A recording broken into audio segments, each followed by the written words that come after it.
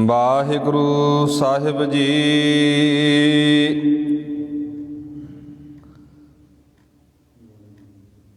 ਬਾਣੀ ਗੁਰੂ ਗੁਰੂ ਹੈ ਬਾਣੀ, ਵਿੱਚ ਬਾਣੀ ਅੰਮ੍ਰਿਤ ਸਾਰੇ।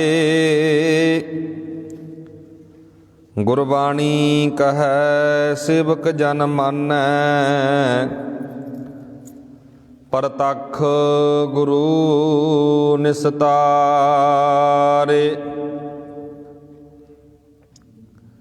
ਧੰਨ ਵਾਹਿਗੁਰੂ ਵਾਹਿਗੁਰੂ ਸਾਹਿਬ ਜੀਓ। ਗੌੜੀ ਸੁਖਮਣੀ ਮਹਿਲਾ ਪੰਜਵਾ। ਇਕ ਓੰਕਾਰ ਸਤਿਗੁਰ ਪ੍ਰਸਾਦ। ਸ਼ਲੋਕ। ਆਦਿ ਗੁਰੇ ਨਮః ਜੁਗਾਦਿ ਗੁਰੇ ਨਮః, ਸਤਿਗੁਰੇ ਨਮః, ਸ੍ਰੀ ਗੁਰੁਦੇਵੈ ਨਮঃ। ਅਸ਼ਟਪਦੀ। ਸਿਮਰੋ ਸਿਮਰ ਸਿਮਰ ਸੁਖ ਪਾਵੋ, ਕਲ ਕਲੇਸ਼ ਤਨ ਮਾਹੇ ਮਿਟਾਵੋ।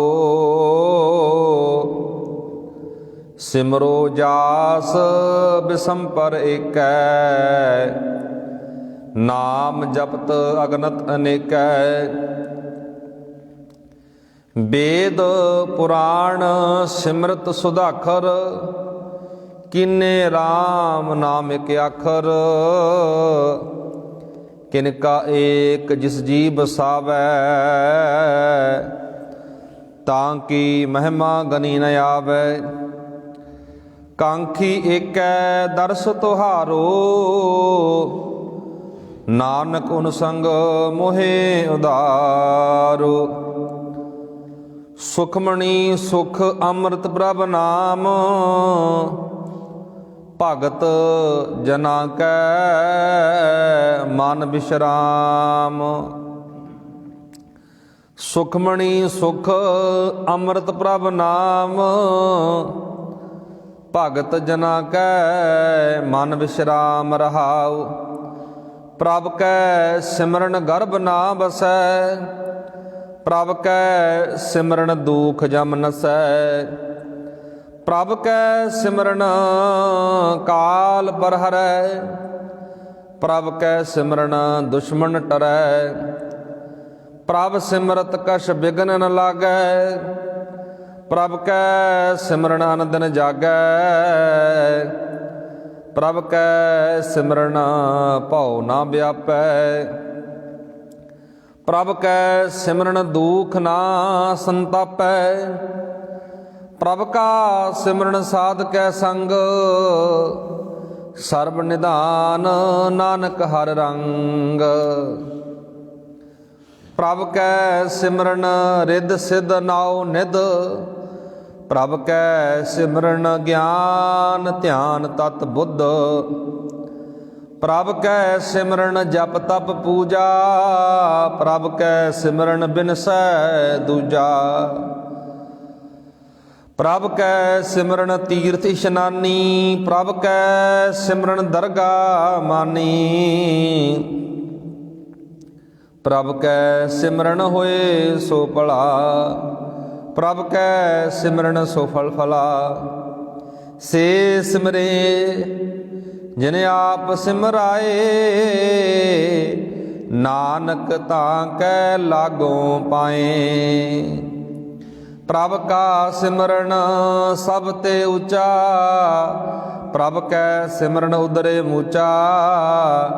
ਪ੍ਰਭ ਕੈ ਸਿਮਰਨ ਤ੍ਰਿਸ਼ਨਾ ਬੂਝੈ, ਪ੍ਰਭ ਕੈ ਸਿਮਰਨ ਸਭ ਕਿਸ ਸੂਝੈ। ਪ੍ਰਭ ਕੈ ਸਿਮਰਨ ਨਾਹੀ ਜਮ ਤਰਾਸਾ, ਪ੍ਰਭ ਕੈ ਸਿਮਰਨ ਪੂਰਨ ਆਸਾ। ਪ੍ਰਭ ਕੈ ਸਿਮਰਨ ਮਨ ਕੀ ਮਲ ਜਾਏ, ਅੰਮ੍ਰਿਤ ਨਾਮ ਰਿਦ ਮਾਹੇ ਸਮਾਏ। ਪ੍ਰਭ ਜੀ ਬਸੈ ਸਾਧ ਕੀ ਰਸਨਾ, ਨਾਨਕ ਜਨ ਕਾ ਦਾਸਨ ਦਸਨਾ। ਪਰਮ ਸਨਮਾਨਯੋਗ ਜੁਗੋ ਜੁਗ ਅਟਲ ਚਬਰ ਤਖਤ ਦੇ ਮਾਲਕ ਸਾਹਿਬ ਸਤਿਗੁਰੂ ਧੰਨ ਧੰਨ ਗੁਰੂ ਗ੍ਰੰਥ ਸਾਹਿਬ ਜੀ ਮਹਾਰਾਜ, ਤਿੰਨਾਂ ਦੀ ਹਜ਼ੂਰੀ ਅੰਦਰ ਜੁੜ ਮਿਲ ਬੈਠੇ ਅਤ ਸਤਿਕਾਰਯੋਗ ਸਨਮਾਨਯੋਗ ਸਤ ਸੰਗੀ ਜਨੋ, ਬਹੁਤ ਹੀ ਵਡਭਾਗੇ ਹਾਂ ਜੋ ਕਿ ਰੋਜ਼ਾਨਾ ਲੜੀਵਾਰ ਕਥਾ ਵਿਚਾਰ ਦੇ ਨਾਲ ਸਾਂਝ ਬਣਾਉਂਦੇ ਹਾਂ। ਲੜੀਵਾਰ ਚੱਲ ਰਹੀ ਕਥਾ ਵਿਚਾਰ ਅੱਜ ਆਪਾਂ ਸ਼ੁਰੂਆਤ ਕਰਨ ਲੱਗੇ ਹਾਂ ਜੀ। ਗੌੜੀ ਸੁਖਮਣੀ ਮਹੱਲਾ ਪੰਜਵਾ, ਸੁਖਮਣੀ ਬਾਣੀ ਦੀ ਅੱਜ ਆਪਾਂ ਸ਼ੁਰੂਆਤ ਕਰਨ ਲੱਗੇ ਹਾਂ।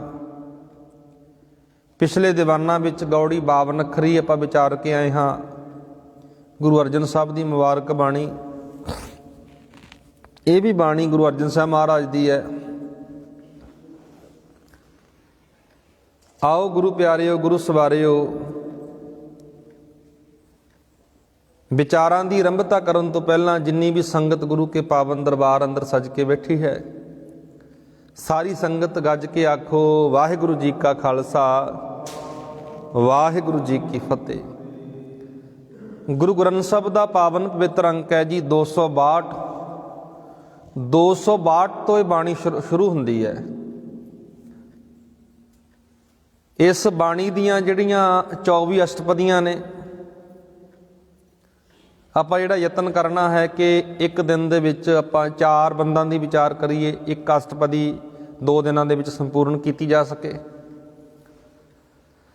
ਸਤਿਗੁਰ ਮਹਾਰਾਜ ਕਹਿ ਰਹੇ ਨੇ ਗੌੜੀ ਸੁਖਮਣੀ ਮਹੱਲਾ ਪੰਜਵਾ, ਪੰਜਵੇਂ ਪਾਤਸ਼ਾਹ ਦੀ ਮੁਬਾਰਕ ਬਾਣੀ। ਇੱਕ ਓੰਕਾਰ ਸਤਿਗੁਰ ਪ੍ਰਸਾਦ, ਰੱਬ ਇੱਕ ਹੈ, ਗੁਰੂ ਦੀ ਕਿਰਪਾ ਦੁਆਰਾ ਮਿਲਦਾ। ਅੱਗੇ ਸ਼ਲੋਕ ਹੈ ਜੀ, ਆਦਿ ਗੁਰੇ ਨਮః ਜੁਗਾਦਿ ਗੁਰੇ ਨਮঃ, ਸਤਿਗੁਰੇ ਨਮః ਸ਼੍ਰੀ ਗੁਰੂਦੇਵੇ ਨਮঃ। ਸਤਿਗੁਰੂ ਗੁਰੂ ਅਰਜਨ ਸਾਹਿਬ ਮਹਾਰਾਜ ਕਹਿ ਰਹੇ ਨੇ ਨਮঃ ਦਾ ਅਰਥ ਹੁੰਦਾ ਜੀ ਨਮਸਕਾਰ। ਸਤਿਗੁਰੂ ਮਹਾਰਾਜ ਕਹਿ ਰਹੇ ਨੇ ਸ਼ਲੋਕ ਦੇ ਅੰਦਰ, ਮੇਰੀ ਸਭ ਤੋਂ ਵੱਡੇ ਅਕਾਲ ਪੁਰਖ ਵਾਹਿਗੁਰੂ ਨੂੰ ਨਮਸਕਾਰ ਹੈ, ਜੋ ਮੁੱਢ ਤੋਂ ਸਦਾ ਰਹਿਣ ਵਾਲਾ ਹੈ, ਹਰ ਜਗ੍ਹਾ ਤੇ ਵਿਆਪਕ ਹੈ। ਐਸੇ ਸਤਿਗੁਰੂ ਨੂੰ ਮੇਰੇ ਸਦਾ ਨਮਸਕਾਰ ਹੈ। ਆਮ ਕਰਕੇ ਬਾਣੀ ਮਾਤਾਵਾਂ ਭੈਣਾਂ ਆਪਾਂ ਸਾਰੇ ਰਲ ਮਿਲ ਪੜ੍ਹਦੇ ਹਾਂ ਜੀ। ਸੁਖਮਨੀ ਸਾਹਿਬ ਬਾਣੀ ਦਾ ਜਿਹੜਾ ਭਾਵ ਹੈ, ਸੁੱਖਾਂ ਦੀ ਬਾਣੀ, ਸਮੁੱਚਾ ਨਿਚੋੜ ਆ ਜਿਹੜਾ ਇਸ ਬਾਣੀ ਦਾ ਰਹਾਉ ਵਾਲੇ ਬੰਦ ਅੰਦਰ ਦਰਸਾਇਆ। ਜਿਸ ਤਰ੍ਹਾਂ ਅਸੀਂ ਕਈ ਵਾਰ ਲੰਮੀਆਂ ਬਾਣੀਆਂ ਜਦੋਂ ਪੜ੍ਹਦੇ ਹਾਂ, ਉਹਨਾਂ ਬਾਣੀਆਂ ਦੇ ਅੰਦਰ ਰਹਾਉ ਵਾਲਾ ਬੰਦ ਇੱਕੋ ਹੁੰਦਾ ਹੈ, ਜਾਂ ਕਈ ਵਾਰ ਸਮੁੱਚੇ ਬਾਣੀ ਦਾ ਭਾਵ ਕਹਿ ਲਓ, ਕੇਂਦਰੀ ਭਾਵ ਕਹਿ ਲਓ, ਰਹਾਉ ਵਾਲਾ ਬੰਦ ਕਹਿ ਲਓ, ਸ਼ਬਦ ਦੇ ਅਖੀਰ ਦੇ ਵਿੱਚ ਹੁੰਦਾ ਹੈ ਜਾਂ ਰਹਾਉ ਵਾਲੇ ਬੰਦ ਵਿੱਚ ਹੁੰਦਾ ਹੈ। ਇਸੇ ਤਰ੍ਹਾਂ ਸੁਖਮਨੀ ਸਾਹਿਬ ਦੀ ਜਿਹੜੀ ਬਾਣੀ ਹੈ, ਇਹਦਾ ਜਿਹੜਾ ਭਾਵ ਹੈ, ਮਹਾਰਾਜ ਕਹਿ ਰਹੇ ਨੇ ਸੁਖਮਣੀ ਸੁਖ ਅੰਮ੍ਰਿਤ ਪਰਮ ਨਾਮ, ਭਗਤ ਜਨਾਂ ਕੈ ਮਨ ਵਿਸ਼ਰਾਮ। ਇਹਦਾ ਰਹਾਉ ਵਾਲਾ ਬੰਦ ਹੈ, ਪਾਤਸ਼ਾਹ ਜੀ ਕਹਿ ਰਹੇ ਨੇ ਪ੍ਰਭੂ ਦਾ ਅਮਰ ਕਰਨ ਵਾਲਾ ਤੇ ਸੁਖਦਾਈ ਨਾਮ ਸੁੱਖਾਂ ਦੀ ਮਣੀ ਹੈ। ਇਹਦਾ ਭਾਵ ਅਰਥ ਹੀ ਹੈ ਜੀ, ਗੁਰੂ ਸਾਹਿਬ ਜੀ ਇਹ ਗੱਲ ਕਹਿ ਰਹੇ ਨੇ, ਸੁੱਖ ਦੇਣ ਵਾਲਾ, ਅਮਰ ਕਰਨ ਵਾਲਾ ਰੱਬ ਦਾ ਨਾਮ ਹੈ। ਸੁੱਖਾਂ ਦੀ ਮਣੀ ਕਿਹਾ ਉਹਨੂੰ। ਸਤਿਗੁਰੂ ਜੀ ਕਹਿ ਰਹੇ ਨੇ ਭਗਤ ਜਨਾਂ ਕੈ ਮਨ ਵਿਸ਼ਰਾਮ। ਪਾਤਸ਼ਾਹ ਜੀ ਕਹਿ ਰਹੇ ਨੇ ਇਸ ਦਾ ਟਿਕਾਣਾ ਭਗਤਾਂ ਦੇ ਹਿਰਦੇ ਵਿੱਚ ਹੁੰਦਾ ਹੈ। ਇਹਦਾ ਸੁੱਖਾਂ ਦਾ ਟਿਕਾਣਾ ਭਗਤਾਂ ਦੇ ਹਿਰਦੇ ਵਿੱਚ ਹੁੰਦਾ। ਸਤਿਗੁਰੂ ਜੀ ਇੱਥੇ ਜਿਹੜੀ ਆਪਾਂ ਨੂੰ ਵਿਚਾਰ ਦੇ ਰਹੇ ਨੇ, ਸਮਝਾ ਰਹੇ ਨੇ। ਸਰਲੇਖ ਦੇ ਵਿੱਚ ਆਪਾਂ ਪੜ੍ਹਿਆ ਜੀ ਗੌੜੀ ਸੁਖਮਣੀ, ਵੈਸੇ ਆਪਾਂ ਸਤਿਕਾਰ ਨਾਲ ਕਹਿ ਦਿੰਦੇ ਹਾਂ ਸੁਖਮਣੀ ਸਾਹਿਬ। ਸੁੱਖਾਂ ਦੀ ਮਣੀ, ਸੁੱਖ ਦੇਣ ਵਾਲੀ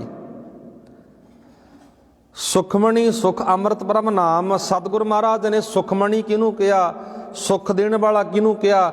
ਰੱਬ ਦਾ ਜਿਹੜਾ ਨਾਮ ਹੈ ਨਾ, ਉਹ ਸਾਨੂੰ ਸੁੱਖ ਦਿੰਦਾ ਹੈ। ਦੁਨਿਆਵੀ ਤੌਰ 'ਤੇ ਅਸੀਂ ਸੁੱਖ ਮਾਣਦੇ ਹਾਂ, ਇੱਕ ਹੁੰਦਾ ਮਾਨਸਿਕ ਤੌਰ 'ਤੇ। ਦੁਨਿਆਵੀ ਤੌਰ 'ਤੇ ਬੰਦਾ ਚੰਗਾ ਮਕਾਨ, ਚੰਗਾ ਵਧੀਆ ਸਹੂਲਤਾਂ ਭਾਲਦਾ। ਇਸੇ ਤਰ੍ਹਾਂ ਮਨ ਕਰਕੇ ਸੁੱਖ ਕਦੋਂ ਮਿਲਦਾ? ਜਦੋਂ ਅੰਮ੍ਰਿਤ ਰੂਪੀ ਨਾਮ ਅਸੀਂ ਜਪਦੇ ਹਾਂ, ਲੈ ਲੈਂਦੇ ਹਾਂ। ਪਾਤਸ਼ਾਹ ਜੀ ਕਹਿੰਦੇ ਇਹਦਾ ਨਾਮ ਦਾ ਜਿਹੜਾ ਟਿਕਾਣਾ ਪਤਾ ਕਿੱਥੇ ਹੁੰਦਾ? ਭਗਤਾਂ ਦੇ ਹਿਰਦੇ ਵਿੱਚ। ਭਗਤ ਜਨਾ ਕੈ ਮਨ ਵਿਸ਼ਰਾਮ, ਮਨ ਦੇ ਅੰਦਰ ਵਿਸ਼ਰਾਮ ਪੈਦਾ ਹੋ ਜਾਂਦਾ ਨਾਮ ਜਪ ਕੇ। ਅਸੀਂ ਉਸ ਮਾਲਕ ਦਾ ਨਾਮ ਜਪਾਂਗੇ, ਯਾਦ ਕਰਾਂਗੇ, ਸਤਿਗੁਰੂ ਜੀ ਕਹਿੰਦੇ ਸਾਡੇ ਮਨ ਅੰਦਰ ਵੀ ਵਿਸ਼ਰਾਮ ਟਿਕਾ ਪੈਦਾ ਹੋਵੇਗਾ। ਅੱਗੇ ਅਸ਼ਟਪਦੀ ਸ਼ੁਰੂ ਹੁੰਦੀ ਹੈ ਜੀ। ਅਸ਼ਟਪਦੀ ਦਾ ਅਰਥ ਹੁੰਦਾ 8 ਬੰਦ। ਅਸ਼ਟ ਦਾ ਅਰਥ 8, 8 ਬੰਦ। ਸਤਿਗੁਰੂ ਮਹਾਰਾਜ ਪਹਿਲੇ ਬੰਦ ਅੰਦਰ ਕਹਿ ਰਹੇ ਨੇ, ਸਿਮਰੋ ਸਿਮਰ ਸਿਮਰ ਸੁਖ ਪਾਵੋ, ਕਲ ਕਲੇਸ਼ ਤਨ ਮਾਹੇ ਮਿਟਾਵੋ। ਸਿਮਰਨ ਦਾ ਅਰਥ ਹੁੰਦਾ ਜੀ ਯਾਦ ਕਰਨਾ, ਚੇਤੇ ਕਰਨਾ।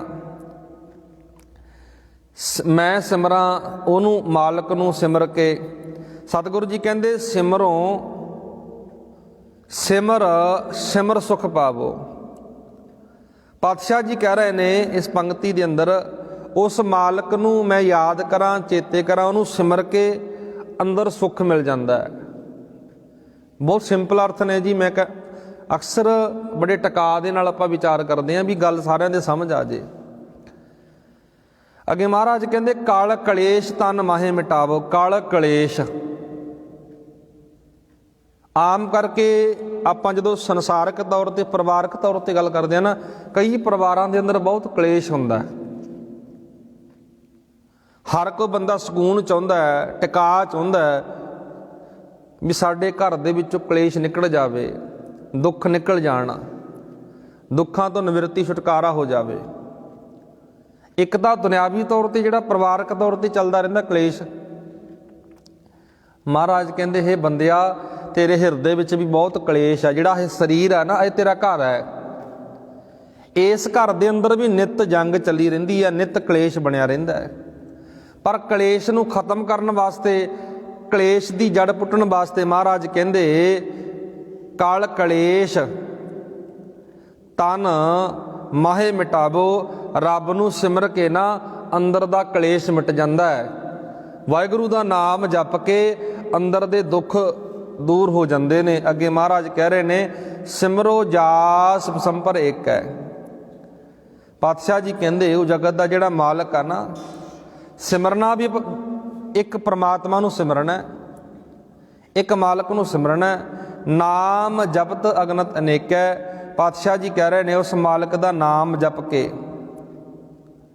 ਉਸ ਮਾਲਕ ਦਾ ਨਾਮ ਜਪ ਕੇ ਜਗਤ ਵਿੱਚੋਂ ਅਨੇਕਾਂ ਲੋਕ ਤਰ ਗਏ ਨੇ ਉਹਦਾ ਸਿਮਰਨ ਕਰਕੇ। ਪਾਤਸ਼ਾਹ ਜੀ ਇੱਥੇ ਇਸ ਪੰਕਤੀ ਦੇ ਅੰਦਰ ਜਿਹੜੀ ਆਪਾਂ ਵਿਚਾਰ ਕਰ ਰਹੇ ਹਾਂ ਜੀ, ਜਿਸ ਮਨੁੱਖ ਦੇ ਵਿੱਚ ਅਕਾਲ ਪੁਰਖ ਆਪਣਾ ਨਾਮ ਥੋੜ੍ਹਾ ਜਿਹਾ ਵਸਾਉਂਦਾ ਹੈ, ਉਸ ਦੀ ਵਡਿਆਈ ਬਿਆਨ ਨਹੀਂ ਕੀਤੀ ਜਾ ਸਕਦੀ। ਅੱਗੇ ਮਹਾਰਾਜ ਕਹਿ ਰਹੇ ਨੇ ਵੇਦ ਪੁਰਾਣ ਸਿਮਰਤ ਸੁਧਾਖਰ, ਕੀਨੇ ਰਾਮ ਨਾਮਿਕ ਅੱਖਰ।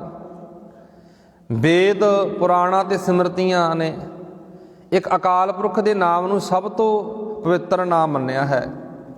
ਰੱਬ ਦਾ ਨਾਮ, ਵਾਹਿਗੁਰੂ ਦਾ ਨਾਮ ਸਭ ਤੋਂ ਵੱਡਾ ਹੈ, ਪਵਿੱਤਰ ਹੈ। ਅੱਗੇ ਮਹਾਰਾਜ ਕਹਿ ਰਹੇ ਨੇ ਜੀ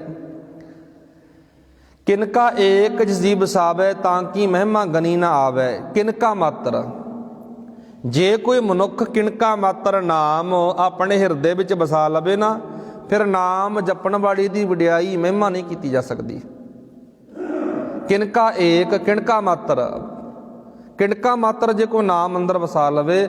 ਪਾਤਸ਼ਾਹ ਜੀ ਕਹਿ ਰਹੇ ਨੇ ਕਿਨਕਾ ਏਕ ਜਿਸ ਜੀ ਵਸਾਵੈ, ਤਾਂ ਕਿ ਮਹਿਮਾ ਗਨੀ ਨਾ ਆਵੈ। ਕਾਂਖੀ ਏਕੈ ਦਰਸ ਤੁਹਾਰੋ, ਨਾਨਕ ਉਨ ਸੰਗ ਮੋਹਿ ਉਧਾਰੋ। ਹੇ ਅਕਾਲ ਪੁਰਖ, ਜੋ ਮਨੁੱਖ ਤੇਰੇ ਦੀਦਾਰ ਦੇ ਚਾਹਵਾਨ ਹਨ, ਪਾਤਸ਼ਾਹ ਜੀ ਕਹਿ ਰਹੇ ਨੇ ਉਹਨਾਂ ਦੀ ਸੰਗਤ ਵਿੱਚ ਰੱਖ ਕੇ ਮੈਨੂੰ, ਨਾਨਕ ਨੂੰ ਵੀ ਸੰਸਾਰ ਤੋਂ ਬਚਾ ਲਵੋ। ਇਹ ਅੱਖਰੀ ਅਰਥ ਨੇ ਜੀ। ਜਿਹੜੇ ਮਨੁੱਖ ਸਿਮਰਨ ਕਰਦੇ ਨੇ, ਨਾਮ ਜਪਦੇ ਨੇ, ਤੇਰੀ ਬੰਦਗੀ ਦੇ ਵਿੱਚ ਲੱਗੇ ਹੋਏ ਨੇ, ਮੈਂ ਉਹਨਾਂ ਦਾ ਸੰਗ ਕਰਕੇ, ਉਹਨਾਂ ਦੀ ਸੰਗਤ ਕਰਕੇ, ਹੇ ਵਾਹਿਗੁਰੂ ਮੈਨੂੰ ਵੀ ਤਾਰ ਲਿਓ, ਮੈਨੂੰ ਵੀ ਬਚਾ ਲਿਓ। ਬਚਾ ਲਓ ਕਿਹਨਾਂ ਦੇ ਕੋਲ ਬਚਣਾ? ਵਿਕਾਰਾਂ ਦੇ ਕੋਲੋਂ, ਦੁੱਖਾਂ ਕਲੇਸ਼ਾਂ ਤੋਂ ਨਿਵਰਤੀ ਹੋ ਜਾਵੇ। ਕਰਮ ਕਾਂਡਾਂ ਤੋਂ ਨਿਵਰਤੀ ਹੋ ਜਾਵੇ, ਵਹਿਮਾਂ ਭਰਮਾਂ ਚੋਂ ਮੈਂ ਨਿਕਲ ਜਾਵਾਂ। ਕਿਉਂਕਿ ਬਾਣੀ ਦਾ ਵਚਨ ਹੈ ਜੀ, ਤੇਰਾ ਏਕ ਨਾਮ ਤਾਰੇ ਸੰਸਾਰ। ਤੇਰਾ ਇੱਕ ਨਾਮ ਸਾਰੇ ਸੰਸਾਰ ਨੂੰ ਤਾਰ ਦਿੰਦਾ ਹੈ। ਅੱਗੇ ਅਗਲਾ ਜਿਹੜਾ ਬੰਦ ਸ਼ੁਰੂ ਹੁੰਦਾ ਹੈ, ਮਹਾਰਾਜ ਕਹਿੰਦੇ ਪ੍ਰਭ ਕੈ ਸਿਮਰਨ ਗਰਭ ਨਾ ਵਸੈ। ਥੋੜਾ ਧਿਆਨ ਨਾਲ ਵਿਚਾਰੀਏ। ਪਾਤਸ਼ਾਹ ਜੀ ਇੱਥੇ ਜਿਹੜੀ ਵਿਚਾਰ ਦੇ ਰਹੇ ਨੇ ਜੀ, ਪ੍ਰਭ ਕੈ ਸਿਮਰਨ ਦੁਖ ਜਮ ਨਸੈ। ਪ੍ਰਭੂ ਦਾ ਸਿਮਰਨ ਕਰਕੇ ਪਾਤਸ਼ਾਹ ਜੀ ਕਹਿ ਰਹੇ ਨੇ, ਪ੍ਰਭੂ ਦਾ ਸਿਮਰਨ ਕਰਨ ਨਾਲ ਜੀਵ ਆਤਮਿਕ ਤੌਰ ਤੇ ਜੰਮਦਾ ਮਰਦਾ ਨਹੀਂ ਹੈ ਅਤੇ ਉਹਦਾ ਡਰ ਦੂਰ ਹੋ ਜਾਂਦਾ ਹੈ, ਮੌਤ ਦਾ ਭਉ ਉਹਦੇ ਅੰਦਰੋਂ ਨਿਕਲ ਜਾਂਦਾ ਹੈ। ਪਾਤਸ਼ਾਹ ਜੀ ਕਹਿ ਰਹੇ ਨੇ, ਪ੍ਰਭ ਕੈ ਸਿਮਰਨ ਗਰਭ ਨਾ ਵਸੈ, ਪ੍ਰਭ ਕੈ ਸਿਮਰਨ ਦੁਖ ਜਮ ਨਸੈ। ਮਾਲਕ ਦਾ ਸਿਮਰਨ ਕਰਨ ਨਾਲ ਦੁੱਖ ਦੂਰ ਹੋ ਜਾਂਦੇ ਨੇ। ਪ੍ਰਭ ਕੈ ਸਿਮਰਨ ਕਾਲ ਪਰ ਹਰੈ, ਡਰ ਦੂਰ ਹੋ ਜਾਂਦਾ ਹੈ ਮੌਤ ਦਾ, ਆਤਮਿਕ ਤੌਰ ਤੇ ਜਿਹੜਾ ਬੰਦਾ ਜੰਮਦਾ ਮਰਦਾ ਹੈ। ਪ੍ਰਭ ਕੈ ਸਿਮਰਨ ਦੁਸ਼ਮਣ ਟਰੈ। ਪਾਤਸ਼ਾਹ ਜੀ ਕਹਿੰਦੇ ਪ੍ਰਭੂ ਦੇ ਸਿਮਰਨ ਦੇ ਨਾਲ ਦੁਸ਼ਮਣ ਦੂਰ ਹੋ ਜਾਂਦੇ ਨੇ। ਹੁਣ ਇੱਥੇ ਧਿਆਨ ਨਾਲ ਸਮਝੋ ਜੀ, ਦੁਸ਼ਮਣ ਪਤਾ ਸਾਡੇ ਕੌਣ ਨੇ? ਸਾਡੇ ਪੰਜ ਵੈਰੀ, ਸਾਡੇ ਪੰਜ ਵਿਕਾਰ ਦੁਸ਼ਮਣ ਪਤਾ ਕੌਣ ਨੇ? ਜਿਹਨੂੰ ਮਹਾਰਾਜ ਕਹਿੰਦੇ ਕਾਮ, ਕ੍ਰੋਧ, ਲੋਭ, ਮੋਹ, ਹੰਕਾਰ, ਇਹ ਸਾਡੇ ਦੁਸ਼ਮਣ ਨੇ। ਕਿਉਂਕਿ ਇਹ ਸਾਡੇ ਇਸ ਸਰੀਰ ਦਾ ਨਾਸ਼ ਕਰਦੇ ਨੇ। ਜਦੋਂ ਜਿੱਥੇ ਸਿਮਰਨ ਆ ਗਿਆ ਨਾ, ਫਿਰ ਦੁਸ਼ਮਣ ਦੂਰ ਹੋ ਜਾਂਦੇ ਨੇ। ਪ੍ਰਭ ਕੈ ਸਿਮਰਨ ਦੁਸ਼ਮਣ ਟਰੈ, ਪ੍ਰਭ ਸਿਮਰਤ ਕਛ ਬਿਘਨ ਨਾ ਲਾਗੈ। ਮਹਾਰਾਜ ਕਹਿੰਦੇ ਪ੍ਰਭੂ ਨੂੰ ਸਿਮਰਦੇ ਹਾਂ, ਮਾਲਕ ਨੂੰ ਚੇਤੇ ਕਰਦੇ ਹਾਂ, ਰੱਬ ਦੀ ਵਡਿਆਈ ਕਰਦੇ ਹਾਂ, ਜੇ ਕੋਈ ਕਰਨ ਲੱਗ ਜਾਵੇ ਨਾ, ਪਾਤਸ਼ਾਹ ਜੀ ਕਹਿੰਦੇ ਉਹਨੂੰ ਕਿਸੇ ਵੀ ਤਰ੍ਹਾਂ ਦਾ ਵਿਘਨ ਨਹੀਂ ਲੱਗਦਾ। ਜਿਹੜਾ ਨਾਮ ਜਪਦਾ ਹੈ, ਗੁਰੂ ਗ੍ਰੰਥ ਸਾਹਿਬ ਨਾਲ ਜੁੜ ਜਾਂਦਾ ਹੈ, ਬਾਣੀ ਨਾਲ ਜੁੜ ਜਾਂਦਾ ਹੈ, ਮਹਾਰਾਜ ਕਹਿੰਦੇ ਉਹਨੂੰ ਕਿਸੇ ਪ੍ਰਕਾਰ ਦਾ ਕੋਈ ਵਿਘਨ ਨਹੀਂ ਲੱਗਦਾ। ਸਾਰੇ ਡਰ ਉਹਦੇ ਦੂਰ ਹੋ ਜਾਂਦੇ ਨੇ। ਪਾਤਸ਼ਾਹ ਜੀ ਇੱਥੇ ਹੀ ਗੱਲ ਆਪਾਂ ਨੂੰ ਸਮਝਾ ਰਹੇ ਨੇ ਜਿਨ੍ਹਾਂ ਪੰਕਤੀਆਂ ਦੇ ਅੰਦਰ, ਪ੍ਰਭੂ ਦਾ ਸਿਮਰਨ ਕਰਨ ਨਾਲ ਕੋਈ ਡਰ ਜੀਵ ਉੱਤੇ ਦਬਾਅ ਨਹੀਂ ਪਾ ਸਕਦਾ ਅਤੇ ਕਿਸੇ ਪ੍ਰਕਾਰ ਦਾ ਉਹਨੂੰ ਵਿਘਨ ਨਹੀਂ ਲੱਗਦਾ। ਅੱਗੇ ਮਹਾਰਾਜ ਸਮਝਾ ਰਹੇ ਨੇ ਜੀ, ਪ੍ਰਭ ਕੈ ਸਿਮਰਨ ਅਨੰਦਿਨ ਜਾਗੈ। ਮਾਲਕ ਦਾ ਸਿਮਰਨ ਕਰਕੇ ਉਹ ਹਮੇਸ਼ਾ ਜਾਗਦਾ ਰਹਿੰਦਾ। ਜਾਗਣ ਦਾ ਅਰਥ ਪਤਾ ਕੀ ਹੁੰਦਾ ਜੀ? ਜਾਗਣ ਦਾ ਅਰਥ ਹੁੰਦਾ ਸੁਚੇਤ ਰਹਿਣਾ। ਜਾਗਣ ਦਾ ਅਰਥ ਸੁਚੇਤ ਰਹਿੰਦਾ ਹੈ। ਪ੍ਰਭ ਕੈ ਸਿਮਰਨ ਭਉ ਨਾ ਵਿਆਪੈ। ਰੱਬ ਦਾ ਸਿਮਰਨ ਕਰਨ ਦੇ ਨਾਲ ਕਿਸੇ ਪ੍ਰਕਾਰ ਦਾ ਡਰ ਨਹੀਂ ਰਹਿੰਦਾ। ਪ੍ਰਭ ਕੈ ਸਿਮਰਨ ਦੁਖ ਨਾ ਸੰਤਾਪੈ। ਦੁੱਖ ਨਹੀਂ ਸਾਨੂੰ ਸਤਾਉਂਦਾ, ਦੁੱਖ ਦੂਰ ਹੋ ਜਾਂਦੇ ਨੇ। ਪ੍ਰਭ ਕਾ ਸਿਮਰਨ ਸਾਧਕੈ ਸੰਗ। ਜਿਹੜਾ ਮਨੁੱਖ ਉਸ ਮਾਲਕ ਦੀ ਸੰਗਤ ਵਿੱਚ ਆ ਕੇ ਗੁਰੂ ਦਾ ਸੰਗ ਕਰਕੇ ਸਿਮਰਨ ਕਰਦਾ ਹੈ, ਸਰਬ ਨਿਧਾਨ ਨਾਨਕ ਹਰ ਰੰਗ। ਅਖੀਰ ਦੇ ਵਿੱਚ ਮਹਾਰਾਜ ਕਹਿ ਰਹੇ ਨੇ, ਅਕਾਲ ਪੁਰਖ ਦਾ ਸਿਮਰਨ ਗੁਰਮੁਖ ਦੀ ਸੰਗਤ ਵਿੱਚ ਮਿਲਦਾ ਹੈ, ਗੁਰਮੁਖਾਂ ਦੀ, ਗੁਰੂ ਪਿਆਰਿਆਂ ਦੀ। ਅਤੇ ਜੋ ਮਨੁੱਖ ਸਿਮਰਨ ਕਰਦਾ ਹੈ, ਪਾਤਸ਼ਾਹ ਜੀ ਕਹਿ ਰਹੇ ਨੇ, ਉਸਨੇ ਆਪਣੀ ਜ਼ਿੰਦਗੀ ਨੂੰ ਸਵਾਰ ਲਿਆ, ਵਧੀਆ ਬਣਾ ਲਿਆ। ਅਕਾਲ ਪੁਰਖ ਦੇ ਪਿਆਰਿਆਂ ਵਿੱਚ ਹੀ, ਅਕਾਲ ਪੁਰਖ ਦੇ ਉਸ ਨਾਮ ਰੰਗ ਵਿੱਚ ਹੀ ਉਹਨੂੰ ਸਾਰੇ ਖਜ਼ਾਨੇ ਹਾਸਲ ਹੋ ਜਾਂਦੇ ਨੇ, ਮਿਲ ਜਾਂਦੇ ਨੇ। ਗੁਰੂ ਸਾਹਿਬ ਜੀ ਅਗਲੀ ਪੰਕਤੀ ਵਿੱਚ ਕਹਿ ਰਹੇ ਨੇ, ਪ੍ਰਭ ਕੈ ਸਿਮਰਨ ਰਿੱਧ ਸਿੱਧ ਨਉ ਨਿਧ। ਮਾਲਕ ਦਾ ਸਿਮਰਨ ਕਰਕੇ, ਰਿੱਧ ਦਾ ਅਰਥ ਹੁੰਦਾ ਜੀ ਮਾਨਸਿਕ ਤਾਕਤ। ਜਦੋਂ ਅਸੀਂ ਰੱਬ ਦਾ ਸਿਮਰਨ ਕਰਦੇ ਆ ਨਾ, ਸਾਡਾ ਮਨ ਬਲਵਾਨ ਹੁੰਦਾ ਹੈ, ਤਕੜਾ ਬਣਦਾ ਹੈ। ਸਤਿਗੁਰੂ ਮਹਾਰਾਜ ਇੱਥੇ ਕਹਿ ਰਹੇ ਨੇ, ਮਾਨਸਿਕ ਤਾਕਤ ਆਮ ਤੌਰ ਤੇ ਜਿਹੜੀ ਅਸੀਂ ਪ੍ਰਾਪਤ ਕਰਨਾ ਚਾਹੁੰਦੇ ਹਾਂ, ਲੈਣਾ ਚਾਹੁੰਦੇ ਹਾਂ, ਉਹ ਮਾਨਸਿਕ ਤਾਕਤ ਮਨ ਕਰਕੇ ਬਲਵਾਨ ਅਸੀਂ ਹੋ ਜਾਂਦੇ ਹਾਂ। ਪ੍ਰਭੂ ਦਾ ਸਿਮਰਨ ਵਿੱਚ ਹੀ ਸਾਰੀਆਂ ਰਿੱਧੀਆਂ ਸਿੱਧੀਆਂ ਨੇ। ਇਹ ਗੱਲ ਚੇਤੇ ਰੱਖਿਓ ਜੀ, ਗੁਰਬਾਣੀ ਕਿਸੇ ਵੀ ਰਿੱਧੀਆਂ ਸਿੱਧੀਆਂ ਨੂੰ ਮਾਨਤਾ ਨਹੀਂ ਦਿੰਦੀ। ਮਾਲਕ ਜੀ ਇਹ ਗੱਲ ਕਹਿੰਦੇ ਨੇ, ਨੌ ਨਿਧ ਅੰਮ੍ਰਿਤ ਪ੍ਰਭ ਕਾ ਨਾਮ ਦੇਹੀ ਮੈਂ ਇਸ ਕਾ ਵਿਸ਼ਰਾਮ। ਨੌ ਨਿਧ ਸਾਰਾ ਕੁਝ ਖਜ਼ਾਨਾ ਕਹਿ ਲਓ, ਰਿੱਧੀਆਂ ਸਿੱਧੀਆਂ ਹਿਰਦੇ ਵਿੱਚ ਨੇ ਸਾਡੇ ਵਿੱਚ। ਪ੍ਰਭੂ ਦਾ ਨਾਮ ਸਭ ਤੋਂ ਵੱਡੀ ਤਾਕਤ ਵਾਲਾ ਹੈ। ਗੁਰੂ ਸਾਹਿਬ ਜੀ ਇੱਥੇ ਇਹ ਗੱਲ ਕਹਿ ਰਹੇ ਨੇ, ਪ੍ਰਭ ਕੈ ਸਿਮਰਨ ਰਿੱਧ ਸਿੱਧ ਨਉ ਨਿਧ, ਪ੍ਰਭ ਕੈ ਸਿਮਰਨ ਗਿਆਨ ਧਿਆਨ ਤਤ ਬੁੱਧ। ਮਾਲਕ ਦਾ ਸਿਮਰਨ ਕਰਕੇ ਗਿਆਨ ਆ ਗਿਆ, ਸਾਡਾ ਧਿਆਨ ਟਿਕ ਗਿਆ, ਬੁੱਧ ਪ੍ਰਾਪਤ ਹੋ ਗਈ। ਪ੍ਰਭ ਕੈ ਸਿਮਰਨ ਜਪ ਦਾ ਪੂਜਾ, ਇਹੀ ਸਾਡੇ ਵਾਸਤੇ ਜਪ ਹੈ, ਇਹੀ ਸਾਡੇ ਵਾਸਤੇ ਤਪ ਹੈ। ਗੁਰਬਾਣੀ ਇਹ ਗੱਲ ਕਹਿੰਦੀ ਹੈ, ਧੂਣੇ ਤਾਪਣ ਦੀ ਲੋੜ ਨਹੀਂ, ਸਰੀਰ ਨੂੰ ਖਪਾਉਣ ਦੀ ਲੋੜ ਨਹੀਂ ਹੈ। ਰੱਬ ਦਾ ਨਾਮ ਸਭ ਤੋਂ ਵੱਡਾ ਜਪ ਤਪ ਹੈ। ਪ੍ਰਭ ਕੈ ਸਿਮਰਨ ਬਿਨਸੈ ਦੂਜਾ, ਮਾਲਕ ਦਾ ਸਿਮਰਨ ਕਰਨ ਦੇ ਨਾਲ ਦੂਜਾ ਭਉ ਦੂਜਾ ਡਰ ਬਿਨਸ ਜਾਂਦਾ, ਦੂਰ ਹੋ ਜਾਂਦਾ ਹੈ, ਕਿਉਂਕਿ ਇੱਕੋ ਪ੍ਰਮਾਤਮਾ ਨਾਲ ਸਾਂਝ ਪੈ ਜਾਂਦੀ ਹੈ। ਪ੍ਰਭ ਕੈ ਸਿਮਰਨ ਤੀਰਥ ਇਸ਼ਨਾਨੀ, ਪ੍ਰਭ ਕੈ ਸਿਮਰਨ ਦਰਗਾਹ ਮਾਨੀ। ਮਾਲਕ ਦਾ ਸਿਮਰਨ ਕਰਨ ਦੇ ਨਾਲ ਮਹਾਰਾਜ ਕਹਿੰਦੇ, ਮਾਨੋ ਅਸੀਂ ਤੀਰਥਾਂ ਦਾ ਇਸ਼ਨਾਨ ਕਰ ਲਿਆ, 68 ਤੀਰਥਾਂ ਦਾ ਇਸ਼ਨਾਨ ਕਰ ਲਿਆ। ਜਿਹਨੇ ਰੱਬ ਨੂੰ ਧਿਆ ਲਿਆ, ਰੱਬ ਨੂੰ ਸਿਮਰਿਆ, ਇੱਕ ਦਾ ਪੱਲਾ ਫੜ ਲਿਆ। ਅੱਗੇ ਮਹਾਰਾਜ ਕਹਿੰਦੇ, ਪ੍ਰਭ ਕੈ ਸਿਮਰਨ ਦਰਗਾਹ ਮਾਨੀ। ਮਾਲਕ ਦਾ ਸਿਮਰਨ ਕਰਨ ਦੇ ਨਾਲ ਉਸ ਮਾਲਕ ਦੀ ਹਜ਼ੂਰੀ ਵਿੱਚ ਇੱਜ਼ਤ ਮਿਲਦੀ ਹੈ। ਅੱਗੇ ਮਹਾਰਾਜ ਕਹਿ ਰਹੇ ਨੇ, ਪ੍ਰਭ ਕੈ ਸਿਮਰਨ ਹੋਏ ਸੋ ਭਲਾ। ਉਹਦਾ ਸਿਮਰਨ ਕਰਨ ਦੇ ਨਾਲ ਮਾਲਕ ਨਾਲ ਪ੍ਰੀਤ ਬਣ ਜਾਂਦੀ ਹੈ ਅਤੇ ਜ਼ਿੰਦਗੀ ਸੋਹਣੀ ਬਣ ਜਾਂਦੀ ਹੈ।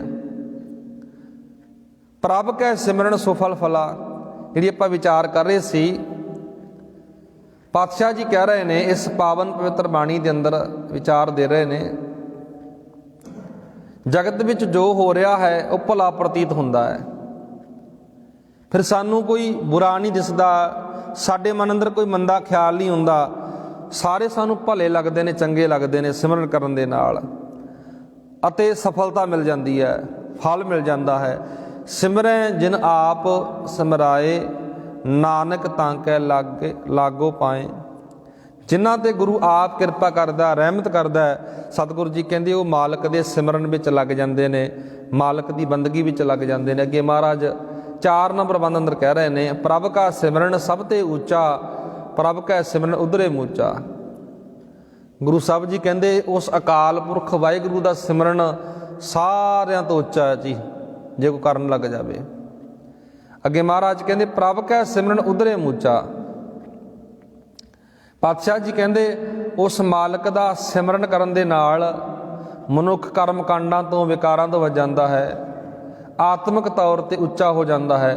ਪ੍ਰਭ ਕੈ ਸਿਮਰਨ ਤ੍ਰਿਸ਼ਨਾ ਬੁਝੈ, ਰੱਬ ਦੇ ਸਿਮਰਨ ਦੇ ਨਾਲ ਅੰਦਰ ਦੀ ਤ੍ਰਿਸ਼ਨਾ ਬੁਝ ਜਾਂਦੀ ਹੈ। ਪ੍ਰਭ ਕੈ ਸਿਮਰਨ ਸਭ ਕੁਝ ਸੁਝੈ, ਉਸ ਮਾਲਕ ਦਾ ਸਿਮਰਨ ਕਰਨ ਦੇ ਨਾਲ, ਬੰਦਗੀ ਕਰਨ ਦੇ ਨਾਲ ਫਿਰ ਸਾਰਾ ਕੁਝ ਸੋਝ ਆ ਜਾਂਦੀ ਹੈ, ਗਿਆਨ ਆ ਜਾਂਦਾ ਹੈ। ਪ੍ਰਭ ਕੈ ਸਿਮਰਨ ਨਾਹੀ ਜਮ ਤਰਾਸਾ, ਜਮਾਂ ਦੀ ਤਰਾਸ ਮੁੱਕ ਜਾਂਦੀ ਹੈ। ਪ੍ਰਭ ਕੈ ਸਿਮਰਨ ਪੂਰਨ ਆਸਾ, ਫਿਰ ਆਸ ਪੂਰੀ ਹੋ ਜਾਂਦੀ ਹੈ। ਪ੍ਰਭ ਕੈ ਸਿਮਰਨ ਮਨ ਕੀ ਮਲ ਜਾਏ। ਰੱਬ ਦਾ ਸਿਮਰਨ ਕਰਨ ਦੇ ਨਾਲ, ਵਾਹਿਗੁਰੂ ਦਾ ਸਿਮਰਨ ਕਰਨ ਦੇ ਨਾਲ ਮਨ ਦੀ ਜਿਹੜੀ ਮੈਲ ਉਤਰ ਜਾਂਦੀ ਹੈ। ਅੰਮ੍ਰਿਤ ਨਾਮ ਹਿਰਦਿ ਸਮਾਏ, ਜਦੋਂ ਅੰਮ੍ਰਿਤ ਰੂਪੀ ਨਾਮ ਹਿਰਦੇ ਵਿੱਚ ਆ ਜਾਂਦਾ, ਸਮਾ ਜਾਂਦਾ ਹੈ। ਪ੍ਰਭ ਜੀ ਬਸੈ ਸਾਧ ਕੀ ਰਸਨਾ, ਨਾਨਕ ਜਨ ਕਾ ਦਾਸਨ ਦਸਨਾ। ਅਖੀਰ ਦੇ ਵਿੱਚ ਸਤਿਗੁਰੂ ਜੀ ਕਹਿ ਰਹੇ ਨੇ ਜੀ, ਪ੍ਰਭੂ ਮਾਲਕ ਗੁਰਮੁਖ ਮਨੁੱਖਾਂ ਦੀ ਜੀਭ ਉੱਤੇ ਵਸਦਾ ਹੈ। ਰੱਬ ਗੁਰੂ ਪਿਆਰਿਆਂ ਦੇ ਅੰਦਰ ਰਹਿੰਦਾ ਹੈ। ਭਾਵ ਸਾਧ ਜਨ ਸਦਾ ਪ੍ਰਭੂ ਨੂੰ ਜਪਦੇ ਹਨ।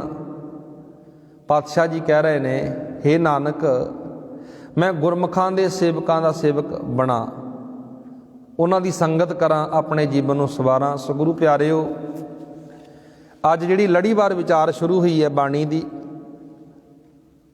ਸੁਖਮਨੀ ਸਾਹਿਬ ਦੀ ਬਾਣੀ ਦੀ ਵਿਚਾਰ ਸ਼ੁਰੂ ਹੋ ਚੁੱਕੀ ਹੈ ਜੀ। ਗੁਰੂ ਗ੍ਰੰਥ ਸਾਹਿਬ ਦੇ ਅੰਕ 262 ਤੋਂ ਇਹ ਬਾਣੀ ਸ਼ੁਰੂ ਹੁੰਦੀ ਹੈ ਜੀ। ਗੁਰੂ ਸਾਹਿਬ ਨੇ ਇਹਨਾਂ ਪੰਕਤੀਆਂ ਦੇ ਅੰਦਰ ਵਾਰ-ਵਾਰ ਸਿਮਰਨ ਦੀ ਗੱਲ ਕੀਤੀ ਹੈ, ਵਾਰ-ਵਾਰ ਯਾਦ ਕਰਨ ਦੀ ਗੱਲ ਕੀਤੀ ਹੈ। ਮਨੁੱਖਾ ਸਰੀਰ ਨੂੰ ਸਫਲ ਕਰਨ ਵਾਸਤੇ, ਮਨੁੱਖਾ ਦੇਹੀ ਨੂੰ ਵਧੀਆ ਬਣਾਉਣ ਵਾਸਤੇ, ਆਤਮਿਕ ਤੌਰ 'ਤੇ ਬਲਵਾਨ ਬਣਨ ਵਾਸਤੇ ਰੱਬ ਦਾ ਸਿਮਰਨ ਬਹੁਤ ਜ਼ਰੂਰੀ ਹੈ। ਜੇ ਸਿਮਰਨ ਨਾ ਕੀਤਾ, ਜ਼ਿੰਦਗੀ ਬਰਬਾਦ ਹੋ ਜਾਊਗੀ। ਇਸ ਕਰਕੇ ਸਿਮਰਨ ਦੇ ਨਾਲ ਆਪਣੇ ਆਪੇ ਨੂੰ ਸਵਾਰੀਏ।